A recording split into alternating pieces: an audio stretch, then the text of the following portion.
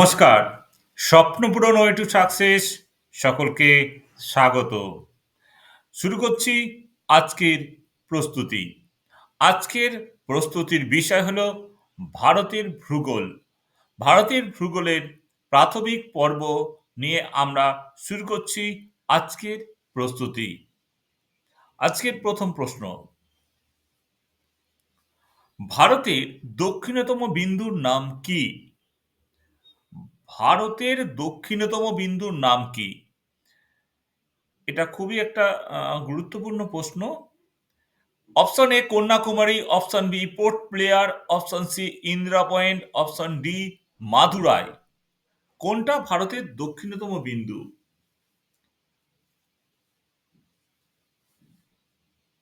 সঠিক উত্তর হলো ইন্দিরা পয়েন্ট। ভারতের দক্ষিণতম বিন্দু হলো ইন্দিরা পয়েন্ট। ইন্দিরা পয়েন্ট কোথায় অবস্থিত? এটা গ্রেট নিকোবর দ্বীপে অবস্থিত।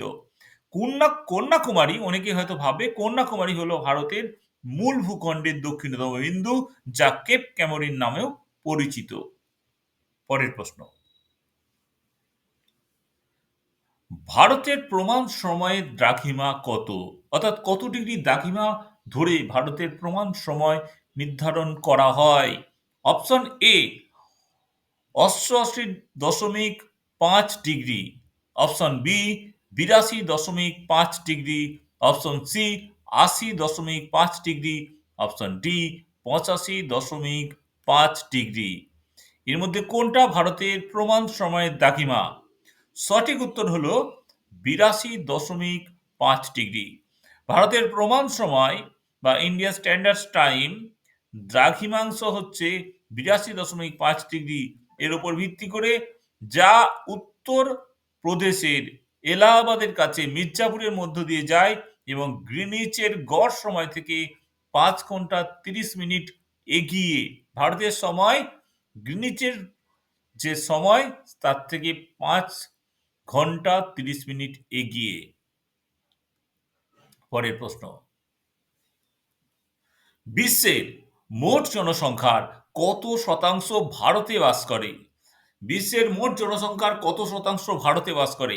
Option A 12.4%, option B 15.5%, option C 17.5%, option D 20.4%। বিশ্বের মোট জনসংখ্যার পরিপ্রেক্ষিতে ভারতের জনসংখ্যা কত শতাংশ? সঠিক উত্তর হলো 17.5%। বিশ্বের মোট জনসংখ্যার পরিপ্রেক্ষিতে ভারতের জনসংখ্যা হলো 17.5%। এই প্রসঙ্গে বলে রাখা ভালো যে বিশ্বের মোট স্থলভাগের 2.4% হলো ভারতের স্থলভাগ। পরের প্রশ্ন,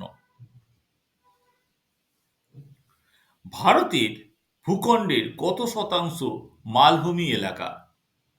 ভারতের ভূখণ্ডের কত শতাংশ মালভূমি এলাকা? Option A 17%, option B 10%, option C 43% এবং অপশন ডি 27%।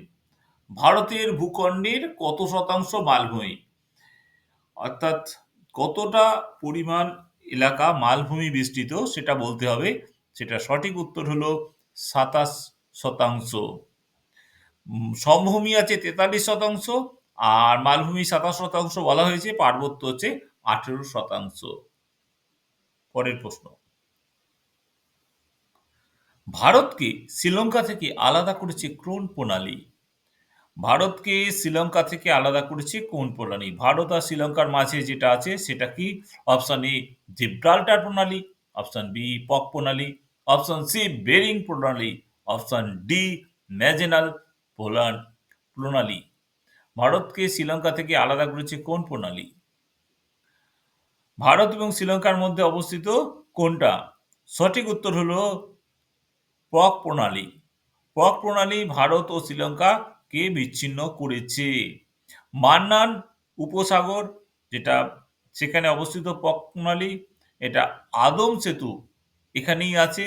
জিব্রাল্টার প্রণালী যেটা অপশন এ ছিল সেটা হচ্ছে ভূমধ্যসাগর এবং আটলান্টিক সাগরের মাঝে অবস্থিত। বেরিং প্রণালী আলাস্কা ও সাইবেরিয়াকে পৃথক করেছে। আর ম্যাজেলান প্রণালী হচ্ছে আটলান্টিক সাগর ও প্রশান্ত সাগরকে যুক্ত করেছে। খুব গুরুত্বপূর্ণ এই বিষয়গুলো। একটু তোমরা লিখে রাখতে পারো এটা, খুব গুরুত্বপূর্ণ। পরের প্রশ্ন, হিমালয় কি ধরনের পর্বত? ভারতের উত্তরে রয়েছে হিমালয় পর্বতমালা। এটা কি ধরনের পর্বত? অপশন এ ভঙ্গিল পর্বত, অপশন বি আগ্নেয় পর্বত, অপশন সি ক্ষয়জাত পর্বত এবং অপশন ডি স্তূপ পর্বত। হিমালয় কি ধরনের পর্বত? আমাদের চারটে অপশন দেওয়া আছে। সঠিক উত্তর হলো এটা অপশন এ ভঙ্গিল পর্বত। হিমালয় ভঙ্গিল পর্বত। ভঙ্গিল পর্বত হিমালয়, আল্পস, আন্দিজ যেগুলো খুব ইম্পর্টেন্ট পর্বত, সেগুলোর আমরা দেখতে পাচ্ছি হিমালয়, আল্পস এবং আন্দিজ তিনটি হচ্ছে ভঙ্গিল পর্বত। আগ্নেয় পর্বত Mount Saint Helens, Mount Fuji, Cascade Range এগুলো হচ্ছে আগ্নেয় পর্বত। ক্ষয়জাত পর্বত রাজস্থানের আরাবল্লী, পশ্চিমবঙ্গের শুশুনিয়া, অযোধ্যা। স্তূপ পর্বত হচ্ছে সাতপুরা পর্বত। পরের প্রশ্ন, পরের প্রশ্ন হলো হিমালয়ের দক্ষিণ অংশকে কি বলে? অর্থাৎ হিমালয় পর্বতকে উত্তর দক্ষিণে যদি ভাগ করা হয় তাহলে এটির দক্ষিণতম অংশটিকে কি বলা হয়? দক্ষিণে কোনটি আছে? Option A Himadri, option B টেন্স Himalaya, option C Himachal, option D Shivalik. হিমালয়ের দক্ষিণ অংশকে কি বলা হয়? এটার সঠিক উত্তর হলো অপশন ডি শিবালিক। হিমালয়কে চারটি ভাগই ভাগ করা হয়, একটা হিমাচল, হিমাদ্রি, হিমালিক এবং টেন্স হিমালয়। হিমালয়ের পাঁচটি দেশের সীমানা রয়েছে। হিমালয়ের মধ্যে একটা হচ্ছে চীন, পাকিস্তান, ভুটান এবং ভারত এবং নেপাল। এই পাঁচটা দেশ রয়েছে হিমালয়ের সীমানায়। হিমালয় পর্বতমালার উত্তর পশ্চিমে রয়েছে কারাকোরাম এবং হিন্দু পর্বতমালা। উত্তর পশ্চিমে উত্তরে রয়েছে তিব্বতের মালভূমি এবং দক্ষিণে রয়েছে সিন্ধু গাঙ্গেয় সমভূমি। পরে মাউন্ট এভারেস্টের উচ্চতা কত? মাউন্ট এভারেস্ট হিমালয়ের সর্বোচ্চ শৃঙ্গ, পৃথিবীর সর্বোচ্চ শৃঙ্গ মাউন্ট এভারেস্ট। এর উচ্চতা কত? ৮৫৯৮ metre, option B ৮৭২০ metre, option C ৮৮৪৮ metre, option D ৮৯৮০ metre. Mount এভারেস্টের উচ্চতা কত? সঠিক উত্তর হলো ৮৮৪৮ মিটার। কাঞ্চনজঙ্ঘা ভারতে অবস্থিত হিমালয়ের সর্বোচ্চ শৃঙ্গ, যার উচ্চতা হচ্ছে ৮৬১১ মিটার। নন্দা দেবী ভারতের দ্বিতীয় সর্বোচ্চ পর্বত। পরের প্রশ্ন, পৃথিবীর প্রাচীনতম পর্বতশ্রেণী কোনটি? পৃথিবীর প্রাচীনতম পর্বতশ্রেণী কোনটি? Option A Himalaya, option B Andes, option C Alps, option D আরাবল্লী। পৃথিবীর প্রাচীনতম পর্বত শ্রেণী কোনটি? হিমালয়, আন্দিজ, আল্পস এবং আরাবল্লী। কোনটা পৃথিবীর প্রাচীনতম পর্বত? সঠিক উত্তর হচ্ছে আরাবল্লী। আরাবল্লী রেঞ্জ দিল্লির কাছ থেকে শুরু করে দক্ষিণে হরিয়ানা, রাজস্থানের মধ্য দিয়ে দক্ষিণ হরিয়ানা আর কি, দক্ষিণ হরিয়ানা রাজস্থানের মধ্য দিয়ে শেষ হয়েছে গুজরাট আমেদাবাদে। সর্বোচ্চ শিখর, আরাবল্লীর সর্বোচ্চ শিখর হচ্ছে মাউন্ট আবু পাহাড়ের গুরু শিখর।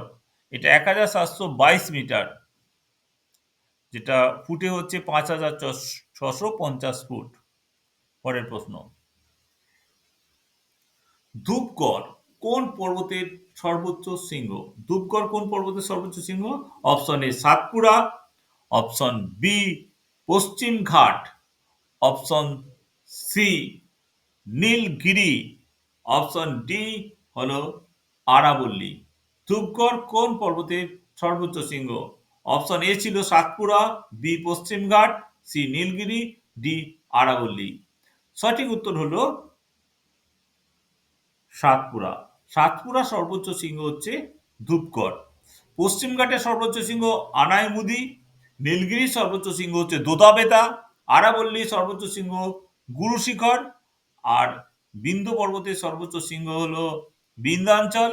জিন্দাগাদার চূড়া হচ্ছে পূর্বঘাটের সর্বোচ্চ শৃঙ্গ। পরের প্রশ্ন, এই যে বিভিন্ন পর্বতগুলোকে আমরা একটু দেখে নেব। যেটা হচ্ছে, তোমরা দেখো হিমালয় পর্বতমালা রয়েছে, তার ওখানে রয়েছে কারাকোরাম পর্বতমালা, একদম ভারতের উত্তরে রয়েছে।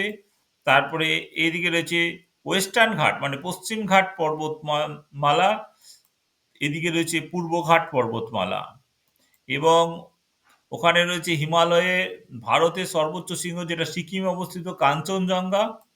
এদিকে রয়েছে গুরু শিখর যেটা হচ্ছে আরাবল্লী পর্বতের সর্বোচ্চ শৃঙ্গ গুরু শিখর, সেটা রাজস্থানের এখানে অবস্থিত। তারপরে দ্বিতীয় সর্বোচ্চ শৃঙ্গ ভারতে, সেটা হচ্ছে নন্দা দেবী, হিমালয়ে অবস্থিত। তারপরে এদিকে হচ্ছে আনাই মুদি বা আনাই মালায়, যেটা বলা হচ্ছে আনাই মুদি পর্বতের সর্বোচ্চ শৃঙ্গ আনাই মালায়। ওখানে সাতপুরা রয়েছে, সাতপুরা সর্বোচ্চ শৃঙ্গ ধূপগড়, ওটা আমরা দেখতে পাচ্ছি মহারাষ্ট্রের ঠিক ওপরে রয়েছে। তারপরে এখানে যে নীলগিরি দোদাবেতা, যেটা নীলগিরির সর্বোচ্চ শৃঙ্গ দোদাবেতা এখানে রয়েছে। তারপরে হচ্ছে অমরকণ্টক রয়েছে আমাদের, এটা জায়গাটা হচ্ছে প্রায় ছত্তিশগড় মধ্যপ্রদেশের এই জায়গাটাতে। তারপরে রয়েছে এখানে গারো, খাসি, নাগা, জয়ন্তী, ওই এলাকায় পাহাড়গুলো রয়েছে। পরের প্রশ্ন আসছি আমরা।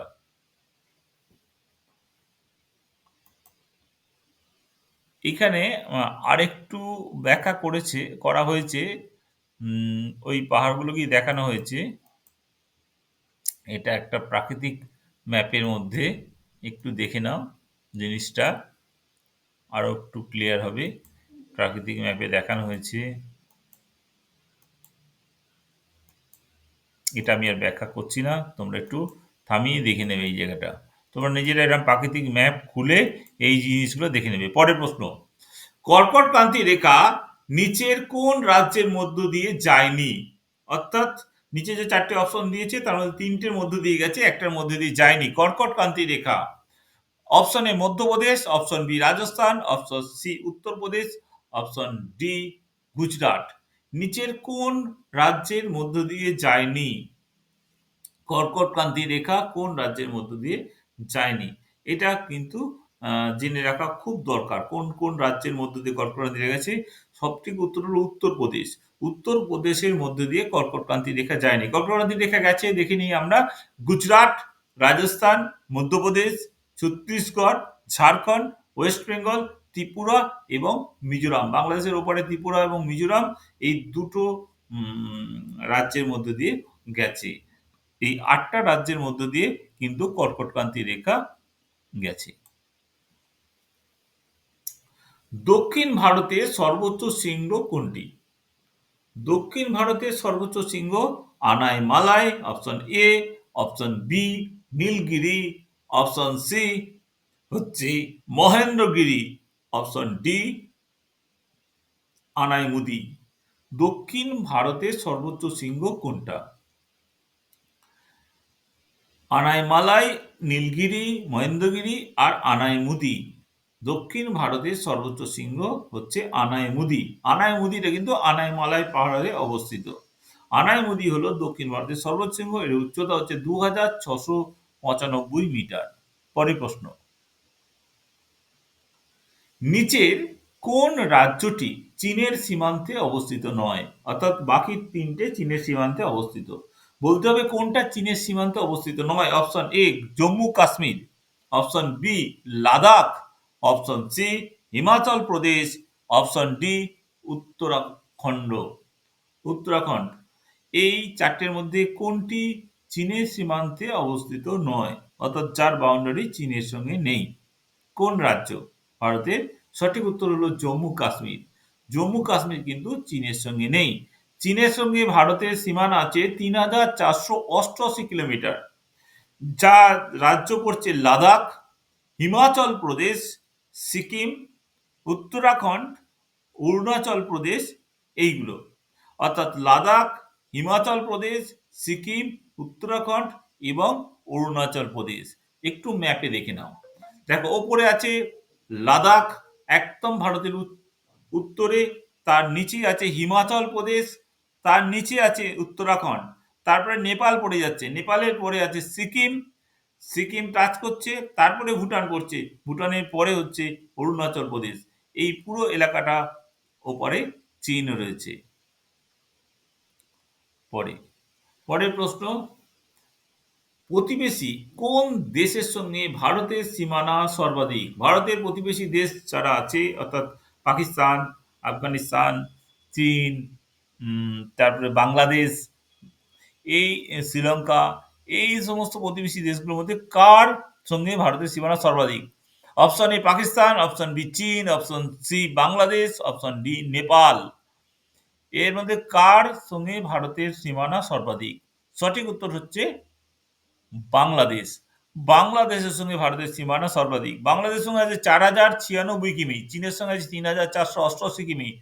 চীন ভারতের মাঝে যে সীমারেখা সেটাকে ম্যাকডোনাল্ড লাইন বলা হয়।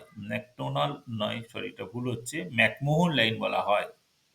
পাকিস্তানে 3310 কিমি, নেপালে 1752 কিমি, মায়ানমারের সঙ্গে আছে 1643 কিমি, আফগানিস্তানের সঙ্গে আছে 106 কিমি এবং ভুটানের সঙ্গে আছে 578 কিমি। তাহলে ভারতের প্রতিবেশী দেশগুলোর মধ্যে সীমানা সর্বাধিক আছে বাংলাদেশের সাথে। পরের প্রশ্ন, বাংলাদেশের সঙ্গে ভারতের নিম্নের কোন রাজ্যের সীমানা নেই? অর্থাৎ বাকিগুলোর সীমানা রয়েছে, কোন রাজ্যের সঙ্গে বাংলাদেশ সীমানা নেই? Option A Manipur, option B Meghalaya, option C Mizoram, option D Tripura. বাংলাদেশের সঙ্গে ভারতের কোন রাজ্যের সীমানা নেই? এই অপশন 3-4টে দেওয়া আছে, তার মধ্যে কার নেই? সঠিক উত্তর হলো, সঠিক উত্তরটা আমরা দেখে নেব। সঠিক উত্তর হলো মণিপুর। মণিপুর কিন্তু বাংলাদেশের বর্ডারে নয়। ভারতের 5টি রাজ্যের সঙ্গে বাংলাদেশের সীমানা রয়েছে। অপশন এ, অপশন যেটা ছিল 5টা রাজ্য ছিল, তার মধ্যে হচ্ছে আসাম, পশ্চিমবঙ্গ, মিজোরাম, মেঘালয় এবং ত্রিপুরা। আমরা একটু দেখে নেব জায়গাটা। আচ্ছা, পরের প্রশ্নে আসছি, কোন নদী মালওয়া ও দাক্ষিণাত্যের মালভূমিকে পৃথক করেছে? কোন নদী মালওয়া ও দাক্ষিণাত্যের মালভূমি? Option A Godavari, option B Kaveri, option C Krishna, option D Narmada. কোন নদী এই দাক্ষিণাত্যের মালভূমি ও মালমা মালভূমিকে পৃথক করেছে? সঠিক উত্তর হচ্ছে নর্মদা। নর্মদা এই মালওয়া এবং দাক্ষিণাত্যের মালভূমিকে পৃথক করেছে। নর্মদা নদীর উত্তরে রয়েছে যে জায়গাগুলো, সেটা হচ্ছে মহারাষ্ট্র, ছত্তিশগড় এবং মধ্যপ্রদেশের কিছু অংশ, যেটা মালওয়া মালভূমির মধ্যে পড়ছে। আর দক্ষিণে দাক্ষিণাত্যের মালভূমির মধ্যে মধ্যপ্রদেশের কিছুটা অংশ, অন্ধ্রপ্রদেশের কিছু অংশ, সেই সঙ্গে মহারাষ্ট্র, কর্ণাটক, তেলেঙ্গানা রয়েছে। পরের প্রশ্ন, আচ্ছা, এইটা আমরা একটু ম্যাপে দেখে নিচ্ছি, দেখে নাও, তোমরা একটু ভালো করে দেখে নাও। এই যে নর্মদা নদী দেখা যাচ্ছে এখানে, নর্মদা ভ্যালি বলে বলা হচ্ছে, তার উপরে বিন্দু রেঞ্জ, নিচে হচ্ছে সাতপুরা রেঞ্জ। এই যে আকাশি রঙের যেটা, এটা হচ্ছে দাক্ষিণাত্যের মালভূমি, এবং নর্মদা ভ্যালির ওপরে যে বিন্দু রেঞ্জ আছে তার উপরে দেখো মালওয়া প্লেটু বলা আছে, এইটা হচ্ছে মালওয়া মালভূমি, এবং দাক্ষিণাত্যের মালভূমি রয়েছে। পরের প্রশ্ন, বাংলাদেশের সঙ্গে ভারতের নিম্নে কোন রাজ্যের সীমানা নেই? এটা আমরা আগে আলোচনা করেছি, এটা আমরা দেখাবো বলেছিলাম, সেই অংশটা এখানে বাকি ছিল। সেটা হচ্ছে পশ্চিমবঙ্গ রয়েছে, তারপরে ওখানে আসাম রয়েছে, মেঘালয় রয়েছে, ত্রিপুরা রয়েছে এবং মিজোরাম রয়েছে। এইগুলো হচ্ছে বাংলাদেশের বর্ডারে ভারতের রাজ্য। পরের প্রশ্ন, ভারতের কোন রাজ্যের বৃহত্তম সমুদ্র সীমা রয়েছে? বৃহত্তম সমুদ্র সীমা রয়েছে কোন রাজ্যে? Option A Maharashtra, option B Gujarat, option C Tamil Nadu, option D Kerala. অর্থাৎ কোন রাজ্যের সমুদ্র সীমা সর্বাধিক? ভারতের কোন রাজ্যের সমুদ্র সীমা সর্বাধিক? ভারতের ৩ দিকে সমুদ্র রয়েছে। তো কোন রাজ্যের সমুদ্র সীমা সর্বাধিক? সেটা হচ্ছে গুজরাট। গুজরাটের সমুদ্র সীমা সর্বাধিক। ভারতীয় উপকূল রেখা ৯ টি রাজ্যকে স্পর্শ করেছে। গুজরাট, মহারাষ্ট্র, গোয়া, কর্ণাটক, কেরালা, তামিলনাড়ু, অন্ধ্রপ্রদেশ, উড়িষ্যা, পশ্চিমবঙ্গ। এছাড়া ২ টো কেন্দ্রশাসিত অঞ্চল রয়েছে, যেটা দমন ও দিউ এবং পুদুচেরি। ভারতের এরা কিন্তু ওই উপকূলবর্তী রাজ্য। আর দ্বীপ অঞ্চল রয়েছে, সেটা বঙ্গোপসাগরে হচ্ছে আন্দামান নিকোবর দ্বীপপুঞ্জ, আরব সাগরে হচ্ছে লাক্ষাদ্বীপ দ্বীপপুঞ্জ। পরের প্রশ্ন, দক্ষিণ আন্দামান দ্বীপ এবং ছোট আন্দামান দ্বীপের মধ্যে অবস্থিত কোনটি? Option A ৯ degree channel, option B ৮ degree প্রণালী বা channel, option C 10 degree channel এবং অপশন ডি ডানকান প্যাসেজ। দক্ষিণ আন্দামান এবং ছোট আন্দামানের মাঝে অবস্থিত কোনটি?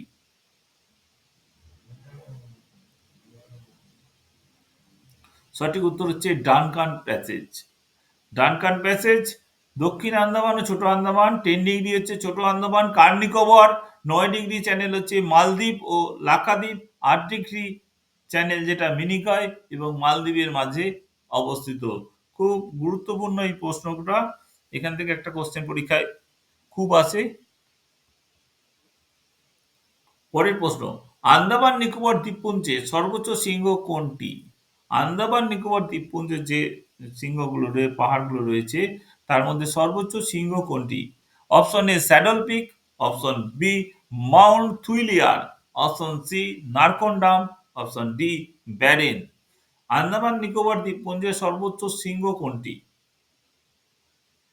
সঠিক উত্তর হলো, আমরা দেখে নেব, সঠিক উত্তর হচ্ছে option A saddle peak. Andaman Nicobar দ্বীপপুঞ্জের সর্বোচ্চ শৃঙ্গ হল স্যাডল পিক। স্যাডল পিকের উচ্চতা হচ্ছে ৭৩২ মিটার।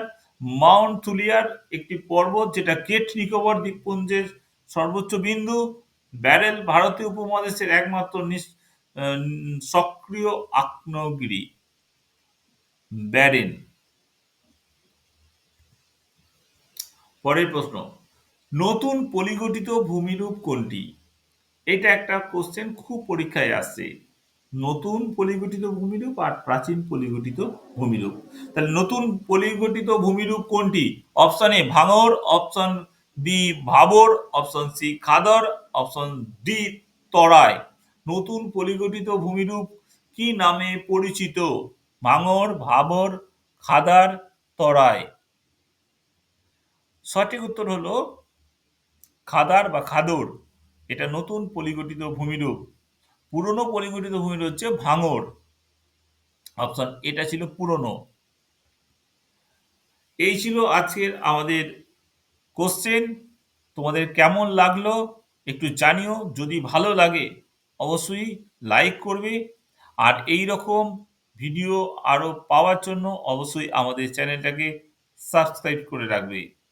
ধন্যবাদ সকলকে। সবাই ভালো থাকবে।